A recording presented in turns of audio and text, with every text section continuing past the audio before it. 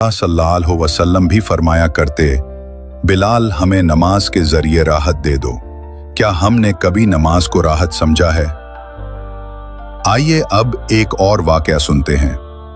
हजरत अली रदी अल्लाह अन्हु को जंग में तीर लगा, बहुत दर्द हुआ।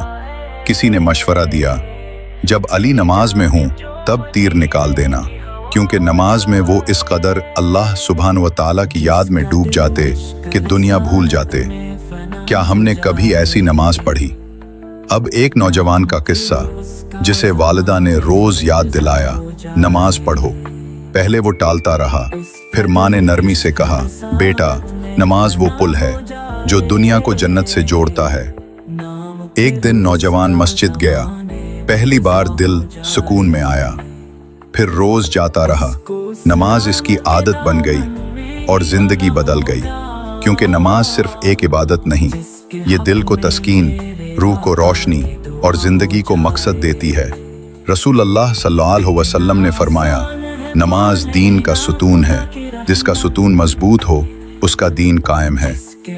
एक और हदीस में आया, जो नमाज की हिफाजत करेगा अल्लाह सुब्हान व तआला इसके लिए रोशनी, दलील और निजात बना देगा, और जो नमाज की हिफाजत न करे उसके लिए न रोशनी होगी, न दलील, न निजात। अब गौर करें, क्या हम इस निजात से महरूम रहना चाहते हैं? आइए अहद करें, अब से नमाज को टालेंगे नहीं, नमाज को बोझ नहीं, राहत समझेंगे। अपने बच्चों को नमाज का शौक दिलाएंगे और सबसे बढ़कर नमाज को दिल की चाहत बनाएंगे। रसूल अल्लाह सल्लल्लाहु अलैहि वसल्लम ने फरमाया, मेरी आंखों की ठंडक नमाज में रखी गई है। तो जो दिल नबी सल्लल्लाहु अलैहि वसल्लम से मोहब्बत करता है, वो नमाज से मोहब्बत क्यों न करे? आखिरी बात, नमाज की आदत बनाने के लिए शुरू करना ज़रूरी है। चाहे एक वक्त की नमाज से शुरू हो, चाहे सजदे में सिर्फ चंद लम्हे लगें, मगर शुरू करें। अल्लाह ताला फरमाता है, और जो मेरी तरफ एक कदम चलता है मैं उसकी तरफ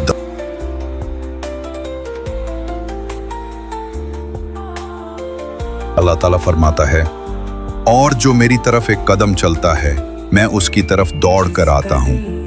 तो हम कब अल्लाह सुब्हान व तआला की तरफ पहला कदम उठाएंगे? याद रखें, नमाज छोड़ने वाला खुद को छोड़ देता है, नमाज अपनाने वाला अल्लाह सुब्हान व तआला को अपना दोस्त बना लेता है। आप आज नियत करें और नमाज को अपना सुकून बनाएं, फिर देखिए आपकी दुनिया भी संवरेगी और आखिरत भी। इंशाअल्लाह ताला अल्लाह हमको कहने सुनने से ज्यादा अमल की तौफीक दे। अमीन समामीन या रब लालमीन।